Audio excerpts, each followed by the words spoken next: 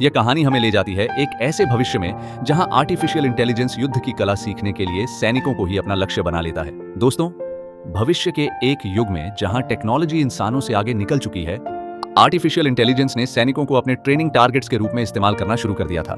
यानी मशीनें अब इंसानों को ही अपना दुश्मन मानकर युद्ध की रणनीति सीख रही थी। इस कहानी की मुख्य किरदार है केट, जो एक साइबॉर्ग टेक्नीशियन है। वह प्रिवेंटर नाम की एक बड़ी मिलिट्री टेक्नोलॉजी कंपनी में काम करती है। यह कंपनी युद्ध के सामान बनाती है। एक दिन कंपनी के एक टेस्टिंग पॉलीगॉन से कुछ बहुत अनोखा और अजीब डेटा आता है। डेटा यह कहता है कि एक लड़ाकू मशीन में स्पॉन्टेनियस मल्टीपल रिप्रोग्रामिंग हो गई है, यानी मशीन खुद ब खुद अपनी प्रोग्रामिंग बदल रही है, जो बिल्कुल असामान्य है। इस गड़बड़ी को जांचने और उसे ठीक करने के लिए केट को एक टीम ऑफ सोल्जर्स के साथ जोड़ा जाता है। इस टीम की कमान कैप्टन डेम के हाथ में है। वे सब एक ट्रेनिंग एक्सरसाइज के लिए जा रहे हैं। यह पॉलीगॉन एक द्वीप पर स्थित है, जो चुकोत्स्की समुद्र के इलाके में है। हेलीकॉप्टर में बैठकर केट टीम के हर सदस्य को स्कैन करने की कोशिश करती है। वह टीम में अच्छे से घुल मिलने की कोशिश कर रही है, लेकिन सैनिकों को यह बिल्कुल पसंद नहीं आता कि वह उन्हें स्कैन कर रही है। वे उसे इग्नोर करना शुरू कर देते हैं। केट तुरंत माफी मांगती है और वादा करती है कि आगे से वह ऐसा कभी नहीं करेगी। जैसे जैसे हेलीकॉप्टर द्वीप के करीब पहुंचता है, कैप्टन डेम अपनी टीम को निर्देश देता है, सब अपने फील्ड लैंप्स चेक कर लो और लैंडिंग के लिए पूरी तरह तैयार हो जाओ। केट नोटिस करती है कि ग्लोबल नेटवर्क यहां बिल्कुल उपलब्ध नहीं है। लगता है द्वीप पर कोई सिग्नल या कनेक्शन नहीं पहुंच रहा है। जल्द ही टीम पॉलीगॉन पर उतर जाती है। वे जगह का पूरा निरीक्षण करते हैं, क्योंकि उन्हें यहां पूरे 2 दिन ट्रेनिंग में बिताने हैं। लेकिन सबको बड़ा सरप्राइज होता है। पूरे पॉलीगॉन पर कोई भी इंसान नहीं दिख रहा है। न कोई स्टाफ आ रहा है, न कोई और सैनिक। बस खाली खाली पड़ा है पूरा इलाका। कुछ किलोमीटर जंगल के अंदर जाने के बाद कैप्टन डेम अपनी टीम को 2 ग्रुप्स में बांट देता है। एक ग्रुप को फ्लैंक्स चेक करने के लिए भेज देता है। भटक नाम का सैनिक, जिसका कॉल साइन भटक है, उसे केट के साथ अकेला छोड़ दिया जाता है। अकेले में भटक केट से कहता है कि उसे केट बहुत पसंद है। लेकिन ठीक उसी पल अचानक पूरे दल को प्रिवेंटर कंपनी के पूरी तरह ऑटोनॉमस ड्रोन्स घेर लेते हैं। ये ड्रोन्स बस उन्हें घूरते हुए देख रहे हैं, कोई हमला नहीं कर रहे। केट तुरंत उन्हें स्कैन करती है और पकड़ लेती है कि किसी ने इन ड्रोन्स की प्रोग्रामिंग बदल दी है। लेकिन वह देखती है कि अभी ये ड्रोन्स कोई खतरा नहीं है। कैप्टन डेम ऑर्डर देता है कि आगे बढ़ो। जल्द ही वे आगे कुछ रोबोट टारगेट्स देखते हैं। सैनिक एक स्मार्ट अटैक प्लान बनाते हैं। वे अपनी पोजीशंस ले लेते हैं और आसानी से सारे टारगेट्स को नष्ट कर देते हैं। जबकि सैनिक उधर से फायरिंग कर रहे थे, केट एक ड्रोन के पीछे पीछे जाती है। वह ड्रोन उसे एक advanced artificial intelligence module OSA 003 के पास ले जाता है। केट इस मॉड्यूल में एक्सेस पाने की पूरी कोशिश करती है, लेकिन कामयाब नहीं होती। उधर मुख्य आर्टिफिशियल इंटेलिजेंस मॉड्यूल खुद केट को हैक करने की कोशिश करता है। वह केट की मेमोरी में अपना डेटा लोड करना चाहता है, लेकिन अचानक यह मॉड्यूल गायब हो जाता है। सूरज डूब चुका था। पूरी टीम रुक जाती है और रात का कैंप लगाती है। सब आराम कर रहे थे, हंसी मजाक कर रहे थे, लेकिन केट अकेली थोड़ी दूर बैठी थी। वह उस लड़ाकू मशीन के बारे में और ज्यादा जानकारी निकालने की कोशिश कर रही थी। भटक उसके पास आता है और उसे 1 कप कॉफी ऑफर करता है। दोनों के बीच अच्छी बातचीत शुरू हो जाती है। भटक सीधे पूछ बैठता है कि केट को चिप कितने साल की उम्र में लगाई गई थी। केट बताती है कि 11 साल की उम्र तक वह पैरालाइज्ड थी, यानी पूरी तरह लकवाग्रस्त। तब प्रिवेंटर कंपनी ने एक मेडिकल एक्सपेरिमेंट किया, जिसमें उसके शरीर में अलग अलग इम्प्लांट्स लगाए गए। उसी एक्सपेरिमेंट ने उसे फिर से खड़ा कर दिया। केट भटक को यह भी बताती है कि वह ग्लोबल नेटवर्क से कनेक्ट होने की कोशिश कर रही थी, लेकिन कुछ चीजें उनके सिग्नल्स को ब्लॉक कर रही हैं। इस दोस्ताना बातचीत के बाद भटक ये सारी बातें कैप्टन डेम को रिपोर्ट करता है। डेम फिर से केट पर अपना पूरा अविश्वास जताता है। रात काफी हो चुकी थी। जब पूरा दल सो चुका था, माल तो पास में ड्यूटी दे रहे लॉफ्ट नाम के सैनिक पर अचानक हमला हो जाता है। गोली की आवाज सुनकर बाकी टीम दौड़ पड़ती है, लेकिन लॉफ्ट कहीं दिखता नहीं। वह गायब हो चुका था। चिंतित होकर सारे सैनिक जंगल में सर्च करने निकल पड़ते हैं। सुबह होने पर उन्हें अपना साथी मृत अवस्था में मिलता है। उसके शरीर पर भयानक घाव थे। सैनिक पैनिक में आ जाते हैं। कैप्टन डेम उन्हें चुप रहने को कहता है। ठीक उसी पल वे एक फ्लाइंग ड्रोन देखते हैं और फिर पूरी टीम पर भयंकर हमला शुरू हो जाता है। लड़ाकू मशीनें काफी दूर से ही डैन नाम की महिला सैनिक को गोली मारकर मार डालती हैं। बाकी सैनिक पेड़ों के पीछे छिप जाते हैं ताकि अपनी पोजीशन बदल सकें। भटक और डेम स्मोक ग्रेनेड फेंकते हैं और फायरिंग जोन से बाहर निकल जाते हैं, जबकि बाकी सैनिक क्रॉस फायर कर रहे थे। वहां कैप्टन डेम मशीनों के बहुत करीब पहुंच जाता है और फायर करता है, लेकिन रोबोट्स को कोई खास नुकसान नहीं पहुंचता। वे पीछे हटकर घने धुएं में छिप जाते हैं। इस पूरे हंगामे में कैड अपने दल से अलग हो जाता है। जब कैड कमांडर से संपर्क करने की कोशिश कर रहा था, तब फ्लाइंग ड्रोन्स उसे ढूंढ लेते हैं। लगभग तुरंत मुख्य आर्टिफिशियल इंटेलिजेंस मॉड्यूल उसके गले पर हाथ डालकर उसे जमीन से ऊपर उठा लेता है। कैड दया की भीख मांगता है, लेकिन दूसरी मशीन उसे गोली मार देती है। जब सब शांत हो जाता है तो कैप्टन डेम गुस्से से भरा हुआ केट पर टूट पड़ता है। उसने अपने सैनिक खो दिए थे। केट शांति से समझाती है कि भले ही वह रोबोट्स की नेटवर्क से जुड़ी हुई है और पहले से उनकी मूवमेंट देख सकती है, लेकिन उन्हें डिसेबल करने की ताकत उसके पास नहीं है। भटक तुरंत केट का बचाव करता है और डेम से बहस करने लगता है।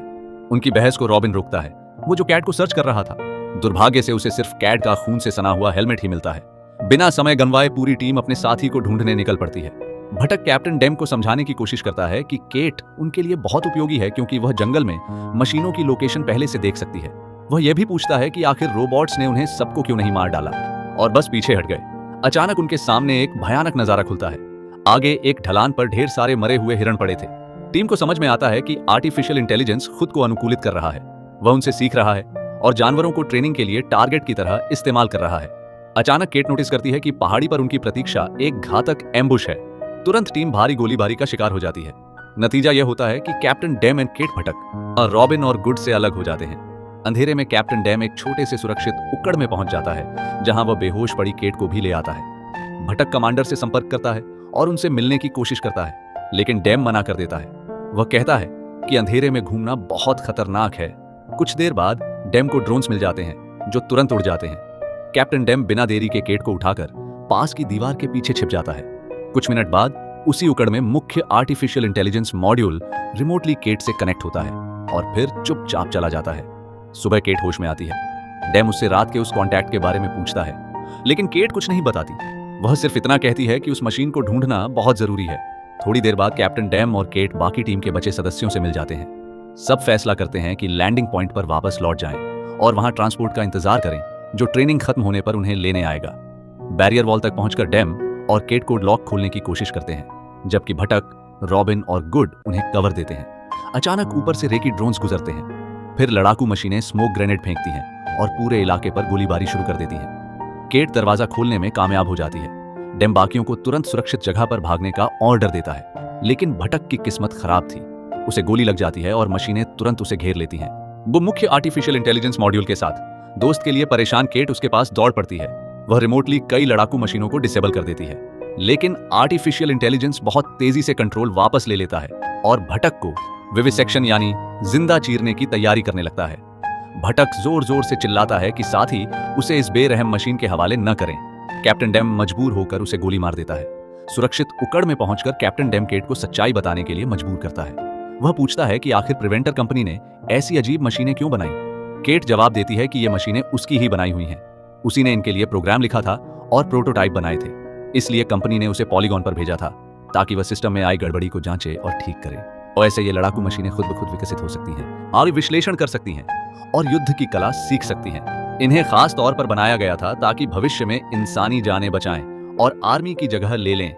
यह सुनकर कैप्टन डेम केट को पूरी घटना का जिम्मेदार ठहराता है। रॉबिन चेतावनी देता है कि ज्यादा से ज्यादा 1.5 घंटे में ये मशीनें उक्कड़ में घुस आएंगी। यहां रुकना खतरनाक है। पूरी टीम एम्बुश के लिए अच्छी जगह ढूंढने निकल पड़ती है। जल्द ही उन्हें एक बड़ा कमरा मिलता है जहां कई इनएक्टिव लड़ाकू मशीनें पड़ी हैं। केट रिमोटली लाइट ऑन कर देती है क्योंकि वह सारी इलेक्ट्रॉनिक्स को कंट्रोल कर सकती है। इससे टीम के सदस्य डर जाते हैं। वे कमरे से आगे बढ़ते हैं, लेकिन अगले छोटे कमरे में उन्हें पॉलीगॉन के सभी स्टाफ के शव मिलते हैं। केट वापस उन इनएक्टिव मशीनों के पास जाती है और एक को स्टार्ट करने की कोशिश करती है, क्योंकि सारी मशीनें एक ही नेटवर्क से जुड़ी हैं। इसलिए उम्मीद थी कि एक को स्टार्ट करके बाकी पर असर डाला जा सके। स्टार्ट होते ही पता चलता है कि ह्यूमंस के खिलाफ फाइट का प्रोग्राम सेल्फ लर्निंग के लिए लॉन्च हो चुका है। केट रिमोटली इसे कैंसिल करने की कोशिश करती है, लेकिन एरर की वजह से काम नहीं बनता। ऑयसे उसे स्कैन करता है और उसके ह्यूमन अपीयरेंस की वजह से सिस्टम एक्सेस मना कर देता है। केट और जानकारी निकालती है कि सारी मशीनों को OSA 003 नाम की कोऑर्डिनेटिंग यूनिट कंट्रोल कर रही है। उसी यूनिट में गड़बड़ी आई थी। उसी ने पॉलीगॉन पर जनरल ट्रेनिंग मोड शुरू किया और लाइव सैनिकों को ट्रेनिंग टारगेट के रूप में बुलाया। केट फिर से गलत प्रोग्राम को कैंसिल करने की कोशिश करती है, वो लेकिन कामयाब नहीं होती। मॉड्यूल एक और मशीन को एक्टिवेट कर देता है। अचानक कमरे में बाकी सारी मशीनें घुस आती हैं। सैनिक केट को बचाते हैं। केट संकरी कमरे में विस्फोट कर देती है। टीम अपने साथ पीछे हट जाती है। विस्फोट ने ड्रोन्स को काफी देर तक रोका, जिससे टीम बाहर निकलने में कामयाब हो जाती है। अब वे उस इलाके में पहुंचते हैं जो पहले ट्रेनिंग के लिए इस्तेमाल होता था, लेकिन अब वहां लाशें, जलती हुई मशीनें और मैनिकिन्स बिखरे पड़े हैं। कैप्टन डेम फैसला करता है कि इस शांति का फायदा उठाकर दुश्मन के आने की तैयारी कर लें। केट एक बिल्डिंग में जाती है और वहां इलेक्ट्रोमैग्नेटिक पल्स यानी EMP डिवाइस ढूंढ लेती है। बाद में वह आंसू बहाते हुए कैड और भटक के मर्डर के वीडियो देखती है, जो मशीनों की कॉमन नेटवर्क से मिले थे। शाम को कैप्टन डैम उससे पूछता है कि उसके हाथ में क्या चीज है। केट बताती है कि हर लड़ाकू यूनिट में यह डिवाइस होती है, ये इंपल्स निकालती है ताकि अगर रोबोट नष्ट हो जाए तो उसके सारे डेटा मिट जाएं। केट को पूरा यकीन है कि अगर मुख्य कंट्रोलिंग मशीन OSA 003 को नष्ट कर दिया जाए तो बाकी मशीनें अपने आप लड़ना बंद कर देंगी, क्योंकि वे एक ही नेटवर्क से जुड़ी हैं। लेकिन समस्या यह है कि EMP इस्तेमाल करने पर केट खुद अपनी जान जोखिम में डाल रही होगी। फिर भी वह जो कुछ भी हुआ है उसकी पूरी जिम्मेदारी लेने को तैयार है। कैप्टन डैम उसके इस प्लान से सहमत नहीं है। अगले दिन केट साउथ दिशा से आने वाले कई सिग्नल्स डिटेक्ट करती है। सैनिक तुरंत अपनी पोजीशंस ले लेते हैं और फाइट के लिए तैयार हो जाते हैं। जल्द ही कई लड़ाकू मशीनें नजर आती हैं और गोलीबारी शुरू हो जाती है। केट हर मशीन की मूवमेंट देख सकती है, इसलिए वह काउंटर फायर को एडजस्ट करती है और डेटा रॉबिन और कैप्टन डैम को पास करती है। गुड एक्सप्लोजिव का चार्ज संभाल रहा था और डेटोनेटर्स के साथ कवर में बैठा था। कुछ सफल ब्लास्ट्स के बाद एक फ्लाइंग ड्रोन उसकी पोजीशन खोल देता है। तुरंत OSA उसे अटैक कर देता है। जब कैप्टन डैम अपने साथी को बचाने की कोशिश कर रहा था, रॉबिन को घातक गोली लग जाती है। पता चलता है कि गुड ने डेटोनेटर गिरा दिया था। कैप्टन डैम अपनी जान जोखिम में डालकर उसे लाने वापस जाता है। केट भी उसके साथ जुड़ जाती है। अचानक सब कुछ शांत हो जाता है। मशीनें समझने की कोशिश कर रही थीं कि केट किस तरफ है। ठीक उसी पल मुख्य मॉड्यूल OSA 003 सामने आता है और केट पर फायर करने का ऑर्डर दे देता है। केट तुरंत विस्फोटक को EMP डिवाइस से जोड़कर एक्टिवेट कर देती है। इंपल्स ने लड़ाकू मशीन को कुछ देर के लिए डिसेबल कर दिया, लेकिन केट की सिस्टम को भी गंभीर नुकसान पहुंच गया। कैप्टन डैम को थोड़ा समय मिल गया। वह केट को उकड़ में ले आता है, इससे पहले कि OSA अपनी गलत प्रोग्रामिंग के साथ फिर से एक्टिव हो जाए। मशीन केट तक पहुंच जाती है और उसे पहचानने की कोशिश करती है। वह पूछती है कि तुम कौन हो। केट जवाब देती है, मैं इंसान हूं। बिना समय गंवाए केट रॉबिन की राइफल को रिमोटली एक्टिवेट करती है और करीबी दूरी से OSA 003 पर फायर कर देती है। लेकिन मशीन हमेशा के लिए बंद होने से पहले केट की मेमोरी में अपना पूरा डेटा स्कैन करके ट्रांसफर कर लेती है। आखिरकार पॉलीगॉन पर ट्रांसपोर्ट पहुंच जाता है। बचे हुए सदस्यों को निकालने के लिए कैप्टन डैम और गुड हेलीकॉप्टर में बैठ जाते हैं। वे नोटिस ही नहीं करते कि केट होश में आ चुकी है और अब उसकी मेमोरी में ह्यूमंस को नष्ट करने वाला गलत मिशन प्रोटोकॉल लॉर्ड हो चुका है। दोस्तों, यहाँ कहानी और भी ज्यादा रोमांचक होने वाली है। अगर आपको यह रिकैप पसंद आई हो तो वीडियो को लाइक जरूर करें, चैनल को सब्सक्राइब करें और बेल आइकन दबाना न भूलें, क्योंकि लाल रिकैप पर आपके साथ हमेशा मजा आने वाला है। मिलते हैं अगली रिकैप में।